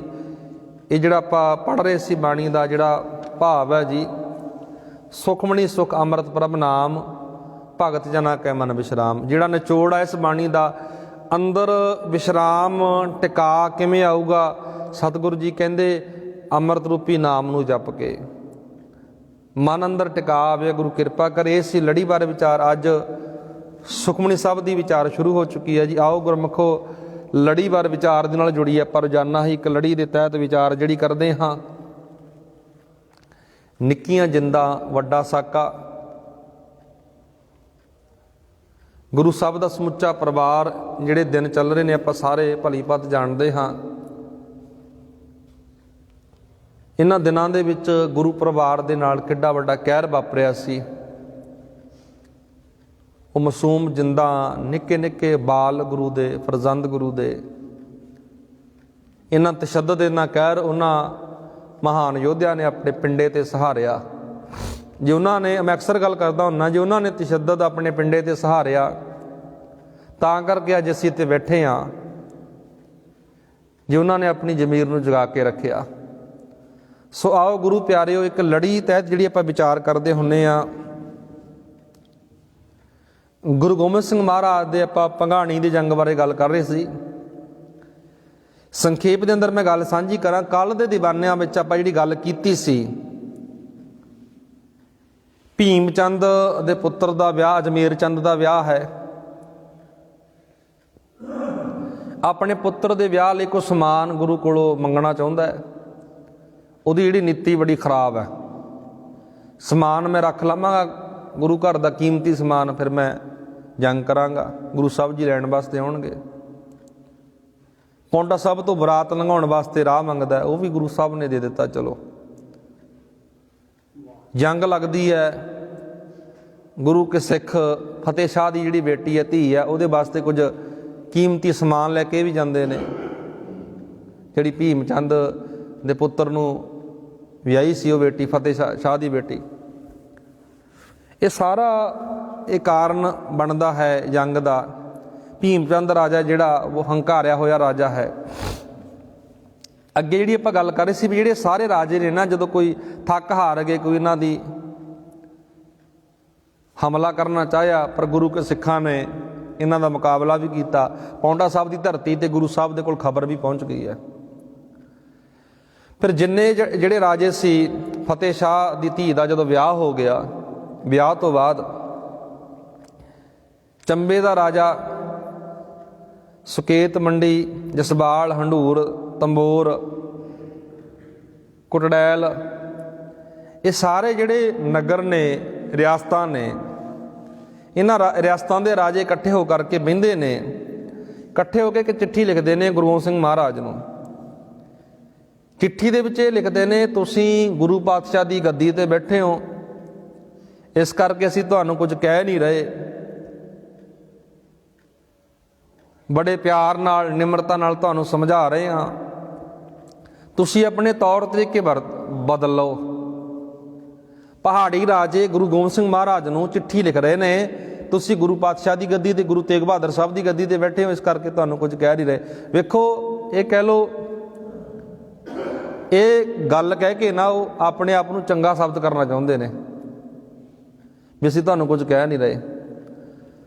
ਉਸ ਤੋਂ ਬਾਅਦ ਜਦੋਂ ਇਹ ਚਿੱਠੀ ਗੁਰੂ ਸਾਹਿਬ ਦੇ ਕੋਲ ਪਹੁੰਚਦੀ ਹੈ ਵੀ ਤੁਸੀਂ, ਚਿੱਠੀ ਵਿੱਚ ਲਿਖਿਆ ਵੀ ਤੁਸੀਂ ਪਰਜਾ ਦੀ ਤਰ੍ਹਾਂ ਇੱਥੇ ਰਹੋ, ਆਪਣੇ ਤੌਰ ਤਰੀਕੇ ਚੇਂਜ ਕਰ ਲਓ, ਫੌਜਾਂ ਇਸ ਤਰ੍ਹਾਂ ਲੜਾਈਆਂ ਕਰਨੀਆਂ ਛੱਡ ਦਿਓ। ਪਰ ਅਕਸਰ ਆਪਾਂ ਬੇਨਤੀ ਕਰਦੇ ਆ ਰਹੇ ਹਾਂ ਵੀ ਜੰਗ ਦੀ ਜਦੋਂ ਅਸੀਂ ਗੱਲ ਕਰਦੇ ਹਾਂ, ਗੁਰੂ ਸਾਹਿਬ ਨੇ ਕਿਸੇ ਵੀ ਜੰਗ ਦੇ ਵਿੱਚ ਪਹਿਲ ਨਹੀਂ ਕੀਤੀ ਜੀ। ਜਦੋਂ ਪਾਣੀ ਸਿਰ ਦੇ ਉੱਤੋਂ ਦੀ ਲੰਘਣ ਲੱਗ ਗਿਆ ਨਾ, ਫਿਰ ਮਹਾਰਾਜ ਨੇ ਤਲਵਾਰ ਨੂੰ ਹੱਥ ਵੀ ਪਾਇਆ।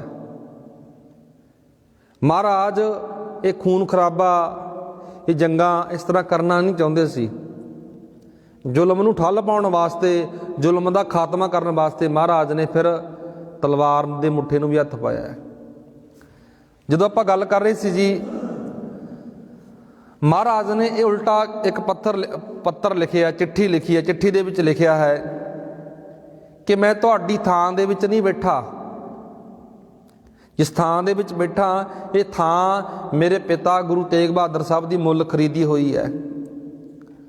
ਉਹਨਾਂ ਨੇ ਆਖਿਆ ਸੀ ਨਾ, ਜੇ ਤੁਸੀਂ ਆਨੰਦਪੁਰ ਵਿੱਚ ਰਹਿਣਾ ਚਾਹੁੰਦੇ ਹੋ, ਸਾਡੀਆਂ ਸ਼ਰਤਾਂ ਕੁਝ ਮੰਨੋ। ਪਹਾੜੀ ਰਾਜੇ ਕਹਿ ਰਹੇ ਨੇ,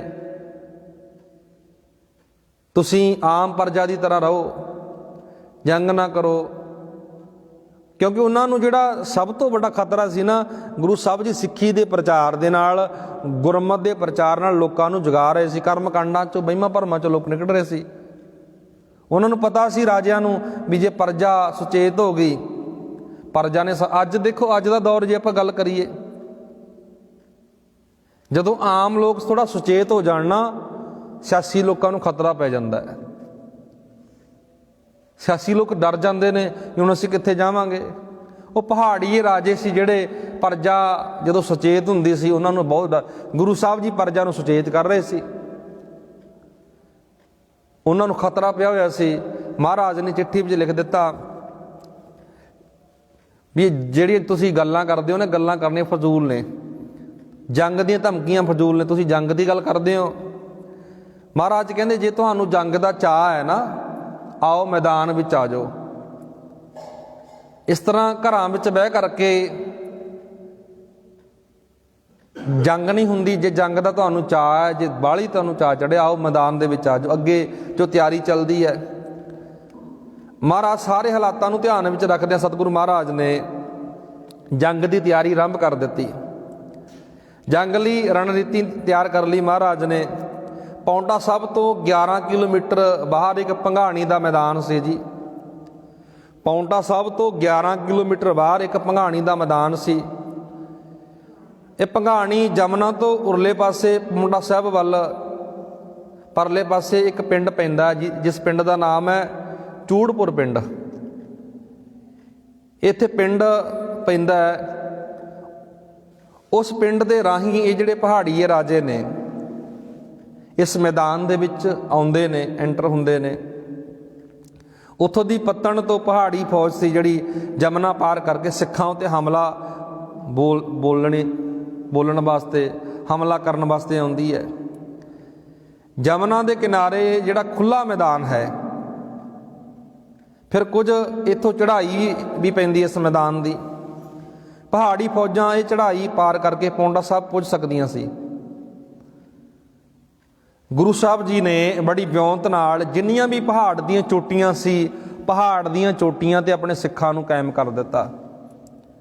ਦੇਖੋ, ਯੁੱਧ ਦੀ ਨੀਤੀ ਵੀ ਗੁਰੂ ਸਾਹਿਬ ਦੀ ਕਮਾਲ ਦੀ ਹੈ, ਕਲਮ ਵੀ ਗੁਰੂ ਸਾਹਿਬ ਦੀ ਕਮਾਲ ਦੀ ਹੈ, ਵਿਚਾਰ ਵੀ ਗੁਰੂ ਸਾਹਿਬ ਦੀ ਕਮਾਲ ਦੀ ਹੈ। ਯੁੱਧ ਦੀ ਤਿਆਰੀ ਕਰ ਰਹੇ ਨੇ ਮਹਾਰਾਜ। ਪਹਾੜ ਦੀਆਂ ਭੰਗਾਣੀ ਦਾ ਮੈਦਾਨ ਚੁਣਿਆ ਗਿਆ। ਭੰਗਾਣੀ ਦੇ ਮੈਦਾਨ ਦੇ ਆਲੇ ਦੁਆਲੇ ਜਿੰਨੀਆਂ ਪਹਾੜੀ ਚੋਟੀਆਂ ਸੀ, ਉੱਚੀਆਂ ਪਹਾੜੀਆਂ ਸੀ, ਆਪਣੇ ਇੱਕ ਇੱਕ ਸਿੰਘ ਨੂੰ, ਸਿੱਖਾਂ ਨੂੰ ਉੱਥੇ ਕਾਬਜ਼ ਕਰ ਦਿੱਤਾ।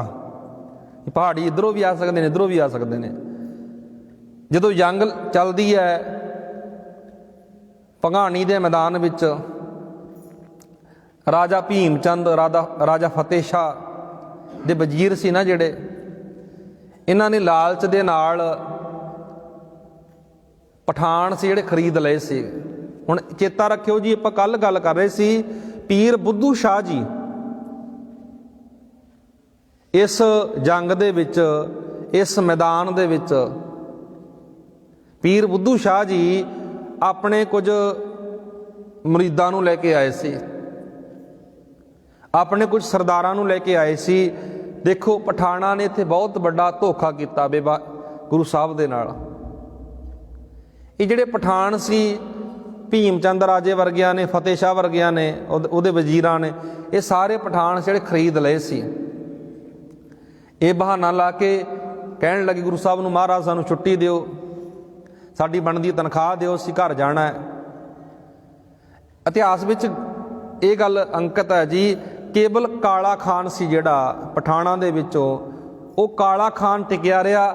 ਗੁਰੂ ਸਾਹਿਬ ਨਾਲ 100 ਪਠਾਨ, ਜਿਹੜੇ 100 ਹੋਰ ਮੁਰੀਦ ਸੀ ਪੀਰ ਬੁੱਧੂ ਸ਼ਾਹ ਦੇ, ਇਹ ਕਾਲਾ ਖਾਨ ਸਰਦਾਰ ਟਿਕਿਆ ਰਿਹਾ। ਜਿਹੜੇ ਹੋਰ ਸਰਦਾਰ ਆਏ ਸੀ ਨਾ, ਪੀਰ ਬੁੱਧੂ ਸ਼ਾਹ ਜੀ ਲੈ ਕੇ ਆਏ, ਉਹ ਸਾਰੇ ਭੱਜ ਗਏ ਸੀ। ਉਧਰੋਂ ਜਦੋਂ ਇਹ ਜੰਗ ਮੱਚਿਆ, ਘਮਸਾਣ ਦਾ ਜੰਗ ਹੋਇਆ, ਉਦਾਸੀ ਵੀ ਜਿਹੜੇ ਸੀ ਨਾ ਡਰ ਕੇ ਭੱਜ ਗਏ ਸੀ। ਪੌਂਟਾ ਸਾਹਿਬ ਦੀ ਜਿਹੜੀ ਧਰਤੀ ਹੈ, ਲਗਭਗ 500 ਉਦਾਸੀ ਸਾਧ ਇੱਥੇ ਰਹਿੰਦੇ ਸੀ ਜੀ।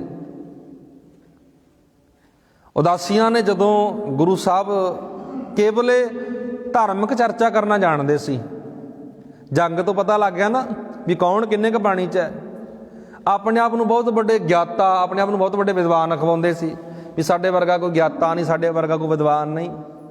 ਜਦੋਂ ਭੰਗਾਣੀ ਦਾ ਯੁੱਧ ਲੱਗਦਾ ਇਹ ਸਾਧ ਉਦਾਸੀ ਸਾਰੇ ਭੱਜ ਗਏ। ਲਿਸ਼ਕਦੀ ਤਲਵਾਰਾਂ ਨੂੰ ਵੇਖ ਕੇ, ਜੰਗ ਦੇ ਮੈਦਾਨ ਨੂੰ ਦੇਖ ਕੇ ਪੌਂਟਾ ਸਾਹਿਬ ਨੂੰ ਛੱਡ ਕੇ ਬਹੁਤ ਦੂਰ ਭੱਜ ਗਏ। ਹੁਣ ਇਹ ਪਹਿਲੀ ਜੰਗ ਹੈ ਜੀ ਪਾਤਸ਼ਾਹ ਦੀ। ਜਦੋਂ ਇਹ ਜੰਗ ਦੀਆਂ ਤਿਆਰੀਆਂ ਹੋ ਰਹੀਆਂ ਸੀ, ਇਹਨਾਂ ਅੰਦਰ ਡਰ ਵੀ ਪੈਦਾ ਹੋ ਗਿਆ। ਅੱਧੇ ਤਾਂ ਵਿਚਾਰੇ ਉਦਾਸੀ ਉਦੋਂ ਹੀ ਭੱਜ ਗਏ। ਇਤਿਹਾਸ ਵਿੱਚ ਲਿਖਿਆ ਮਿਲਦਾ ਹੈ ਮਹੰਤ ਕਿਰਪਾਲ ਦਾਸ ਜੀ, ਉਦਾਸੀਆਂ ਦੇ ਵਿੱਚੋਂ ਮਹੰਤ ਕਿਰਪਾਲ ਦਾਸ ਜੀ ਜਿਨ੍ਹਾਂ ਨੇ ਗੁਰੂ ਸਾਹਿਬ ਦਾ ਸਹਿਯੋਗ ਕੀਤਾ, ਯੁੱਧ ਦੇ ਮੈਦਾਨ ਵਿੱਚ ਗੁਰੂ ਸਾਹਿਬ ਨਾਲ ਖੜੇ ਨੇ। ਮਹੰਤ ਕਿਰਪਾਲ ਦਾਸ ਜੀ ਜ਼ਿਲ੍ਹਾ ਲੁਧਿਆਣਾ ਦੇ ਤਹਿਸੀਲ ਜਗਰਾਓਂ ਕਸਬਾ ਦੇ ਇਹ ਰਹਿਣ ਵਾਲੇ ਸੀ, ਜਿਨ੍ਹਾਂ ਨੇ ਭੰਗਾਣੀ ਦੇ ਯੁੱਧ ਵਿੱਚ ਆਪਣਾ ਯੋਗਦਾਨ ਪਾਇਆ, ਗੁਰੂ ਸਾਹਿਬ ਦੀ ਸਹਾਇਤਾ ਕੀਤੀ ਹੈ। ਉਸ ਤੋਂ ਬਾਅਦ ਜਦੋਂ ਪੀਰ ਬੁੱਧੂ ਸ਼ਾਹ ਨੂੰ ਇਸ ਗੱਲ ਦਾ ਪਤਾ ਲੱਗਿਆ ਨਾ ਵੀ ਜਿਹੜੇ ਮੈਂ ਕੁਝ ਸਿਪਾਹੀ ਔਰੰਗਜ਼ੇਬ ਨੇ ਜਿਨ੍ਹਾਂ ਨੂੰ ਆਪਣੇ ਰਾਜ ਵਿੱਚੋਂ, ਆਪਣੀ ਉਸ ਦਰਬਾਰ ਵਿੱਚੋਂ ਕੱਢ ਦਿੱਤਾ ਸੀ, ਜਦੋਂ ਪੀਰ ਬੁੱਧੂ ਸ਼ਾਹ ਨੂੰ ਪਤਾ ਲੱਗਿਆ ਵੀ ਉਹ ਜਿਹੜੇ 400 ਪਠਾਨ ਸੀ ਉਹ ਗੁਰੂ ਸਾਹਿਬ ਦੀ ਫੌਜ ਵਿੱਚ ਭੱਜੇ ਆਏ ਨੇ, ਪੀਰ ਬੁੱਧੂ ਸ਼ਾਹ ਉਸੇ ਵਕਤ, ਕਿਉਂਕਿ ਪੌਂਟਾ ਸਾਹਿਬ ਦੇ ਨੇੜੇ ਇਹਦਾ ਪਿੰਡ ਪੈਂਦਾ ਸੀ, ਉਸੇ ਵਕਤ ਪੀਰ ਬੁੱਧੂ ਸ਼ਾਹ ਨੂੰ ਜਦੋਂ ਸੁਨੇਹਾ ਮਿਲਿਆ ਭੱਜਿਆ। ਪੀਰ ਬੁੱਧੂ ਸ਼ਾਹ ਆਪਣੇ 4 ਪੁੱਤਰ ਲੈ ਕਰਕੇ, 2 ਭਰਾ ਲੈ ਕਰਕੇ, 700 ਮੁਰੀਦ ਲੈ ਕੇ ਇਸ ਜੰਗ ਦੇ ਵਿੱਚ ਪਹੁੰਚਿਆ। ਹੁਣ ਜਿਹੜੇ ਪਹਾੜੀ ਰਾਜਿਆਂ ਦੀ ਫੌਜ ਪਤਾ ਕਿੰਨੀ ਹੈ? ਇੱਕ ਪਾਸੇ 10,000 ਦੀ ਫੌਜ ਆ, ਇੱਕ ਪਾਸੇ 2,000 ਸਿੰਘ ਨੇ। ਪੀਰ ਬੁੱਧੂ ਸ਼ਾਹ ਦੀ ਬਹੁਤ ਵੱਡੀ ਦੇਣ ਆ ਜੀ ਇਹ, ਪੀਰ ਬੁੱਧੂ ਸ਼ਾਹ ਦੀ ਬਹੁਤ ਵੱਡੀ ਦੇਣ ਹੈ ਆਪਣੇ ਭਰਾਵਾਂ ਨੂੰ, ਆਪਣੇ ਪੁੱਤਰਾਂ ਨੂੰ। 700 ਇਹਦਾ ਮਰੀਜ਼ ਸੀ ਪੀਰ ਬੁੱਧੂ ਸ਼ਾਹ ਦਾ, ਭੰਗਾਣੀ ਦੇ ਜੰਗ ਵਿੱਚ ਲੈ ਕਰਕੇ ਹਾਜ਼ਰ ਹੋਇਆ। ਜਦੋਂ ਜੰਗ ਬਿਲਕੁਲ ਭਖ ਗਿਆ, ਮਚ ਗਿਆ ਜੰਗੇ, ਆਖਰ ਪਹਾੜੀ ਰਾਜਿਆਂ ਦਾ ਜਿਹੜਾ ਟਿੱਡੀ ਦਲ ਸੀ ਭੰਗਾਣੀ ਦੇ ਮੈਦਾਨ ਵਿੱਚ ਪੁੱਜ ਗਿਆ। ਭੀਮ ਚੰਦ, ਕਿਰਪਾਲ ਚੰਦ ਕਟੌਚ, ਕੇਸਰੀ ਚੰਦ, ਜਸਬਾਲ, ਸੁਖਦਿਆਲ, ਜਸਰੇਟਾ, ਹਰੀ ਚੰਦ, ਇਹ ਜਿਹੜੇ ਰਾਜੇ ਸੀ 1688 ਦੇ ਵਿੱਚ ਦੋਹਾਂ ਫੌਜਾਂ ਵਿੱਚ ਆਪਸ ਵਿੱਚ ਟਾਕਰਾ ਹੋ ਗਿਆ। ਇੱਕ ਪਾਸੇ ਪਹਾੜੀ ਫੌਜ ਹੈ, ਇੱਕ ਪਾਸੇ ਗੁਰੂ ਸਾਹਿਬ ਦੀ ਫੌਜ ਹੈ। ਇਸ ਜੰਗ ਦੇ ਵਿੱਚ ਗੁਰੂ ਤੇਗ ਬਹਾਦਰ ਸਾਹਿਬ ਦੀ ਭੈਣ ਸੀ ਜੀ ਬੀਬੀ ਬੀਰੋ, ਗੁਰੂ ਤੇਗ ਬਹਾਦਰ ਮਹਾਰਾਜ ਦੀ ਭੈਣ ਬੀਬੀ ਬੀਰੋ, ਗੁਰੂ ਗੋਬਿੰਦ ਸਿੰਘ ਮਹਾਰਾਜ ਦੀ ਭੂਆ। ਬੀਬੀ ਬੀਰੋ ਦੇ 4 ਪੁੱਤਰ ਸੀ ਜਿਨ੍ਹਾਂ ਦਾ ਨਾਮ ਇੱਥੇ ਲਿਖਿਆ ਅਜੀਤ ਮੱਲ, ਸੰਗੋ ਸਾਹ। ਜਿਹੜੇ ਪੁੱਤਰ ਸੀ ਨਾ ਅਜੀਤ ਮੱਲ, ਸੰਗੋ ਸਾਹ, ਮੋਹਰੀ ਚੰਦ, ਗੁਲਾਬ ਰਾਏ, ਗੰਗਾ ਰਾਮ, ਇਹ ਸਾਰੇ ਚਾਰੇ ਦੇ ਚਾਰੇ ਪੁੱਤਰ ਇਸ ਜੰਗ ਦੀ ਅਗਵਾਈ ਕਰ ਰਹੇ ਨੇ। ਗੁਰੂ ਗੋਬਿੰਦ ਸਿੰਘ ਦੀ ਭੂਆ ਦੇ ਮੁੰਡੇ ਸੀ ਨਾ ਜਿਹੜੇ, ਉਹ ਵੀ ਇਸ ਜੰਗ ਦੇ ਵਿੱਚ ਪਹੁੰਚੇ ਵਿਸ਼ੇਸ਼ ਕਰਕੇ। ਉਸ ਤੋਂ ਬਾਅਦ ਜਿਹੜੇ ਗੁਰੂ ਸਾਹਿਬ ਦੇ ਦੀਵਾਨ ਸੀ, ਗੁਰੂ ਸਾਹਿਬ ਦੇ ਇਸ ਜੰਗ ਦੇ ਮੈਦਾਨ ਵਿੱਚ ਕਿਰਪਾਲ ਚੰਦ ਵਰਗੇ ਜਾਂ ਹੋਰ ਦਇਆ ਰਾਮ ਵਰਗੇ ਅਨੇਕਾਂ ਸੇ ਗੱਭਰੂ ਗੁਰੂ ਪਾਤਸ਼ਾਹ ਦੇ ਲਈ ਕੁਰਬਾਨ ਹੋਣ ਦੇ ਲਈ ਜੰਗ ਦੇ ਮੈਦਾਨ ਵਿੱਚ ਆ ਕੇ ਉਤਰਦੇ ਨੇ। ਮੈਂ ਗੱਲ ਕਰ ਰਿਹਾ ਸੀ, ਇੱਕ ਪਾਸੇ 10,000 ਫੌਜ ਆ, ਇੱਕ ਪਾਸੇ ਕੇਵਲ 2,000 ਫੌਜ ਆ। ਸਤਿਗੁਰ ਮਹਾਰਾਜ ਜਿਸ ਵਕਤ ਇਤਿਹਾਸਕਾਰ ਲਿਖਦੇ ਨੇ ਜੀ ਇਸ ਜੰਗ ਦੇ ਵਿੱਚ ਪਤਾ ਕਿਹੜੇ ਲੋਕ ਸੀ, ਦੋਹਾਂ ਪਾਸੇ ਬਿਲਕੁਲ ਬਹੁਤ ਜ਼ੋਰ ਦਾ ਜੰਗ ਮੱਚੀ ਹੋਈ ਹੈ। ਇੱਕ ਪਾਸੇ ਗੁਰੂ ਕੀਆਂ ਫੌਜਾਂ ਨੇ, ਇੱਕ ਪਾਸੇ ਪਹਾੜੀ ਰਾਜੇ ਨੇ। ਸਤਿਗੁਰ ਮਹਾਰਾਜ ਘੋੜੇ ਤੇ ਸਵਾਰ ਹੋ ਕੇ ਜੰਗ ਦੇ ਮੈਦਾਨ ਨੂੰ ਵੇਖ ਰਹੇ ਨੇ। ਜਦੋਂ ਗੁਰੂ ਸਾਹਿਬ ਜੀ ਕੋਲੇ ਆਉਂਦੇ ਨੇ ਨਾ, ਯੁੱਧ ਕਰਨ ਵਾਲੇ, ਜੰਗ ਕਰਨ ਵਾਲੇ ਨੇ ਜਿਹੜੇ ਗੁਰੂ ਕੇ ਸਿੱਖ, ਉਹਨਾਂ ਅੰਦਰ ਇੰਨਾ ਚਾਅ ਪੈਦਾ ਹੋ ਜਾਂਦਾ ਵੀ ਗੁਰੂ ਸਾਹਿਬ ਜੀ ਸਾਨੂੰ ਵੇਖ ਰਹੇ ਨੇ। ਜਾਨਾਂ ਹਲੂਣ ਕੇ ਉਹ ਲੜੇ ਇਸ ਜੰਗ ਦੇ ਵਿੱਚ। ਇਤਿਹਾਸਕਾਰ ਇੱਥੇ ਬੜੀ ਪਿਆਰੀ ਗੱਲ ਲਿਖਦੇ ਨੇ ਜੀ। ਹੁਣ ਜਿੱਥੇ ਪਹਾੜੀਆਂ ਦਾ ਮਕਸਦ ਪਤਾ ਕੀ ਸੀ? ਪਹਾੜੀਆਂ ਦਾ ਮਕਸਦ ਇੱਕ ਹੋ ਰਿਹਾ ਵੀ ਅਸੀਂ ਕਿਸੇ ਤਰੀਕੇ ਨਾਲ ਗੁਰੂ ਸਾਹਿਬ ਤੋਂ ਈਨ ਮਨਾ ਲਈਏ, ਗੁਰੂ ਸਾਹਿਬ ਜੀ ਈਨ ਮੰਨ ਜਾਣ, ਹਾਰ ਕੇ ਚਲੇ ਜਾਣ, ਪਰ ਗੁਰੂ ਸਾਹਿਬ ਜੀ ਇਸ ਜੰਗ ਨੂੰ ਹਾਰਨ ਵਾਸਤੇ ਥੋੜੀ ਗਏ ਸੀ। ਗੁਰੂ ਸਾਹਿਬ ਬੜੀ ਯੁਰਤ ਨਾਲ, ਵੱਡੀ ਤਿਆਰੀ ਨਾਲ ਗਏ ਸੀ ਭਗਾਣੀ ਦੇ ਮੈਦਾਨ ਵਿੱਚ, ਕਿਉਂਕਿ ਪਹਿਲੀ ਜੰਗ ਸੀ, ਪਹਿਲੀ ਜੰਗ ਨੂੰ ਜਿੱਤਣਾ ਬਹੁਤ ਜ਼ਰੂਰੀ ਸੀ। ਮਹਾਰਾਜ ਨੂੰ ਪਤਾ ਸੀ ਵੀ ਅੱਗੇ ਬਹੁਤ ਜੰਗਾਂ ਲੱਗਣੀਆਂ ਨੇ, ਜੇ ਪਹਿਲੀ ਜੰਗ ਹਾਰ ਗਏ ਨਾ, ਸਿੱਖਾਂ ਦਾ ਜਿਹੜਾ ਹੌਸਲਾ ਉਹ ਥੱਲੇ ਵੱਲ ਨਾ ਚਲਾ ਜਾਵੇ, ਢਹਿੰਦੀ ਕਲਾ ਵੱਲ ਨਾ ਚਲਾ ਜਾਵੇ। ਮਹਾਰਾਜ ਨੇ ਬੜੇ ਯੁਰਤ ਨਾਲ ਪਹਾੜੀ ਰਾਜੇ ਨਾਲ ਜੰਗ ਕੀਤੀ। ਪਹਾੜੀ ਰਾਜੇ ਭੱਜੇ ਵੀ ਬਹੁਤ, ਇੱਥੋਂ ਡਰ ਕੇ ਭੱਜੇ, ਆਪਸ ਵਿੱਚ ਮੁਕਾਬਲਾ ਵੀ ਹੁੰਦਾ। ਇੱਥੇ ਕਵੀ ਜੀ ਲਿਖਦੇ ਨੇ, ਭਏ ਅਸਬਾਰ ਸੰਗਰਾਮ ਕੋ ਆਪ ਹੀ। ਸਤਿਗੁਰ ਮਹਾਰਾਜ ਘੋੜੇ ਤੇ ਚੜ੍ਹ ਕਰਕੇ ਸਿੰਘ ਗੋਬਿੰਦ ਤੇ ਠੌਰ ਆਏ, ਡੰਕ ਕੀ ਘੋਰ ਜੈਸੇ ਭਈ ਠੌਰ ਤੈ। ਅੱਗੇ ਲਿਖ ਰਹੇ ਨੇ ਕਵੀ ਜੀ, ਬਾਜਤ ਨਿਸ਼ਾਨ ਮੋਰੇ ਸੁਹਾਏ, ਆਨ ਕੇ ਖੇਤ ਪੈ ਦੇਖ ਚੁਤ ਰੰਗ ਸਭ, ਮੋਰਚੇ ਬਾਂਟ ਮਿਸਲ ਆਏ। ਬਾਜੀ ਬਜੀ ਹੈ ਭੇਰ ਕਰਨਾਏ ਸਰਨਾਏ ਸਭ, ਸੁਨੇ ਤੇ ਸੁਰ ਹੋਏ ਲਾਲ ਆਏ। ਲਾਲੋ ਲਾਲ ਹੋਏ ਪਏ ਨੇ ਜੰਗ ਦੇ ਇਸ ਮੈਦਾਨ ਦੇ ਵਿੱਚ। ਅੱਗੇ ਇਤਿਹਾਸਕਾਰ ਲਿਖਦੇ ਨੇ, ਇਸ ਜੰਗ ਦੇ ਵਿੱਚ ਜਿਨ੍ਹਾਂ ਨੇ ਯੋਗਦਾਨ ਪਾਇਆ, ਇਸ ਲੜਾਈ ਵਿੱਚ ਮਹੰਤ ਕਿਰਪਾਲ ਚੰਦ ਵਰਗੇ ਇੱਕ ਮੋਟਾ ਸੋਟਾ ਲੈ ਕੇ ਜੰਗ ਦੇ ਵਿੱਚ ਤੁਰ ਪਏ। ਇਸ ਜੰਗ ਦੇ ਮੈਦਾਨ ਵਿੱਚ ਹਿਆਤ ਖਾਨ ਦਾ ਇਹਨੇ ਭਾਈ ਜਿਹੜੇ ਕਿਰਪਾਲ ਚੰਦ ਸੀ, ਹਿਆਤ ਖਾਨ ਦਾ ਸਿਰ ਫੇਰ ਦਿੱਤਾ। ਇਹ ਜੰਗ ਦੇ ਮੈਦਾਨ ਵਿੱਚ ਹੋਰ ਪਤਾ ਕਿਹੜੇ ਕਿਹੜੇ ਹੁੰਦੇ ਨੇ? ਇੱਕ ਆਮ ਮੱਝਾਂ ਚਾਰਨ ਵਾਲੇ ਆਮ ਲੋਕ ਸੀ, ਜਿਹੜੇ ਮੱਝਾਂ ਚਾਰਨ ਵਾਲੇ ਲੋਕ, ਹਲਵਾਈ ਲੋਕ, ਜਿਨ੍ਹਾਂ ਨੂੰ ਚੰਗੀ ਤਰ੍ਹਾਂ ਸ਼ਾਸਤਰ ਵੀ ਨਹੀਂ ਚਲਾਉਣੇ ਆਉਂਦੇ। ਗੁਰੂ ਸਾਹਿਬ ਦੇ ਲਈ ਉਹਨਾਂ ਨੇ ਵੀ ਕਿੱਡਾ ਬੜਾ, ਜਿਨ੍ਹਾਂ ਨੂੰ ਚੰਗੀ ਤਰ੍ਹਾਂ ਸ਼ਾਸਤਰ ਤੱਕ ਨਹੀਂ ਚਲਾਉਣੇ ਹੁੰਦੇ ਨਾ, ਗੁਰੂ ਸਾਹਿਬ ਦੇ ਲਈ ਉਹ ਵੀ ਆਪਣਾ ਆਪਾ ਕੁਰਬਾਨ ਕਰਨ ਲਈ ਤਿਆਰ ਹੋ ਗਏ। ਇੱਥੇ ਕਵੀ ਜੀ ਲਿਖਦੇ ਨੇ, ਲਾਲ ਚੰਦ ਆਨ ਕੈ ਕਮਾਨ ਬਾਨ ਤਾਨ ਕੈ। ਲਾਲ ਚੰਦ ਕੌਣ ਸੀ? ਇਹ ਮੱਝਾਂ ਨੂੰ ਚਾਰਨ ਵਾਲਾ ਸੀ ਵਿਚਾਰਾ। ਲਾਲ ਚੰਦ ਆਨ ਕੈ ਕਮਾਨ ਬਾਨ ਤਾਨ ਕੈ, ਕੀਓ ਸੋ ਯੁੱਧ ਜਾਨ ਕੈ, ਭਲੀ ਭਲੀ ਭਲੀ ਭਲੀ ਭਈ। ਅੱਗੇ ਲਿਖਦੇ ਨੇ ਕਵੀ ਜੀ, ਕੀਓ ਸੋ ਲੋਹ ਲੋਹੀ ਨਾ ਜੀਵ ਰਸ ਧੋਹੀ, ਸੋ ਚਾਲ ਸੂਰ ਮੋਹੀ ਬੇਮੋਹੀ ਬੇਮੋਹੀ। ਲਾਲ ਚੰਦ ਵਰਗੇ ਇੱਥੇ ਆਏ। ਇਤਿਹਾਸਕਾਰ ਇਹ ਵੀ ਲਿਖਦੇ ਨੇ ਜੀ, ਪੀਰ ਬੁੱਧੂ ਸ਼ਾਹ ਜੀ ਦੇ ਪੁੱਤਰ, ਪੀਰ ਬੁੱਧੂ ਸ਼ਾਹ ਜੀ ਦੇ ਭਰਾ ਇਸ ਜੰਗ ਦੇ ਵਿੱਚ ਸ਼ਹੀਦੀ ਜਾਮਾ ਪੀਂਦੇ ਨੇ। ਮਨਾਰਸ ਵੱਲੋਂ ਇੱਕ ਤਰਖਾਣ ਪਰਿਵਾਰ ਦੇ ਵਿੱਚੋਂ ਭਾਈ ਰਾਮਾ ਜੀ, ਬਨਾਰਸ ਦੇ ਵਿੱਚ ਇੱਕ ਤਰਖਾਣ ਪਰਿਵਾਰ ਦੇ ਵਿੱਚ ਭਾਈ ਰਾਮਾ ਜੀ ਰਹਿੰਦੇ ਸੀ। ਜਦੋਂ ਭਾਈ ਰਾਮਾ ਜੀ ਬਨਾਰਸ ਤੋਂ ਚੱਲ ਕਰਕੇ ਲੱਕੜ ਦੇ ਗੱਡਿਆਂ ਦੇ ਉੱਤੇ ਲੱਕੜ ਦੀਆਂ ਬੰਦੂਕਾਂ ਤਿਆਰ ਕਰਕੇ ਲੈ ਕੇ ਆਏ ਨਾ, ਪਹਾੜੀ ਰਾਜੇ ਦੇਖ ਕੇ ਘਬਰਾ ਗਏ। ਭਾਈ ਰਾਮਾ ਜੀ, ਤਰਖਾਣ ਪਰਿਵਾਰ ਦੇ ਵਿੱਚੋਂ ਭਾਈ ਰਾਮਾ ਜੀ ਦੀ ਭਗਾਣੀ ਦੇ ਯੁੱਧ ਵਿੱਚ ਬਹੁਤ ਵੱਡੀ ਸੇਵਾ ਹੈ। ਇੱਥੇ ਜਿੰਨੇ ਵੀ ਜਿਹੜੇ ਰਾਜੇ ਇਕੱਠੇ ਹੋਏ ਸੀ, ਇਹਨਾਂ ਅੰਦਰ ਡਰ ਪੈ ਗਿਆ। ਇਹ ਡਰ ਦੇ ਮਾਰੇ ਕੁਝ ਰਾਜੇ ਇਸ ਜੰਗ ਦੇ ਵਿੱਚੋਂ ਭੱਜਣ ਲੱਗ ਪਏ, ਪਰ ਉਹਨਾਂ ਗੁਰੂ ਕੇ ਪਿਆਰਿਆਂ ਨੇ, ਗੁਰੂ ਕੇ ਦੁਲਾਰਿਆਂ ਨੇ ਕਿੱਡਾ ਵੱਡਾ ਇਸ ਜੰਗ ਦੇ ਵਿੱਚ ਯੋਗਦਾਨ ਪਾਇਆ। ਆਪਸ ਵਿੱਚ ਆਮੋ ਸਾਹਮਣੇ ਜਦੋਂ ਹੁੰਦੇ ਨੇ, ਸੰਗੋ ਸਾਹਿਬ ਵਰਗੇ, ਅਜੀਤ ਮੱਲ ਵਰਗੇ, ਗੰਗਾ ਰਾਮ ਵਰਗੇ, ਜਿਨ੍ਹਾਂ ਨੇ ਬਹੁਤ ਵੱਡਾ ਯੋਗਦਾਨ ਪਾਇਆ।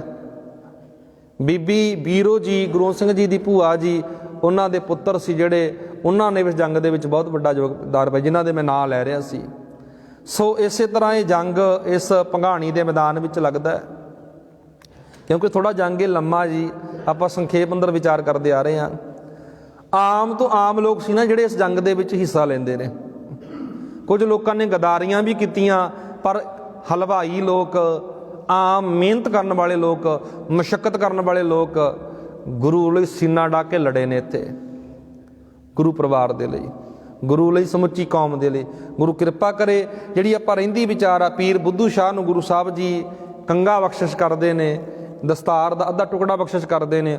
ਉਹ ਸਾਰੀ ਵਿਚਾਰ ਆਪਾਂ ਵਾਰਤਾਲਾਪ ਕੱਲ੍ਹ ਦੇ ਦੀਵਾਨਾਂ ਵਿੱਚ ਕਰਾਂਗੇ। ਸੋ ਸਾਰੀ ਸੰਗਤ ਨੂੰ ਬੇਨਤੀ ਹੈ ਜੀ, ਇਹਨਾਂ ਦਿਨਾਂ ਦੇ ਵਿੱਚ ਆਪਣੇ ਪਰਿਵਾਰ ਸਮੇਤ ਗੁਰੂ ਕੇ ਦਰਬਾਰ ਵਿੱਚ ਜ਼ਰੂਰ ਪਹੁੰਚਿਆ ਕਰੋ। ਆਪਾਂ ਸਾਰੇ ਜਾਣਦੇ ਹਾਂ ਇਹਨਾਂ ਦਿਨਾਂ ਦੇ ਵਿੱਚ ਜੋ ਸਰਸਾ ਦੇ ਕੰਢੇ ਤੇ ਗੁਰੂ ਦੇ ਪਰਿਵਾਰ ਦਾ ਵਿਛੋੜਾ ਪੈਂਦਾ ਹੈ। ਮੈਂ ਪਿਛਲੇ ਦਿਨਾਂ ਵਿੱਚ ਵੀ ਗੱਲ ਕੀਤੀ ਸੀ ਕਿ 8 ਪੋਹ ਤੋਂ ਆਪਾਂ ਇੱਕ ਲੜੀ ਦੇ ਵਿੱਚ ਸਾਰੀ ਗੱਲਬਾਤ ਕਰਾਂਗੇ।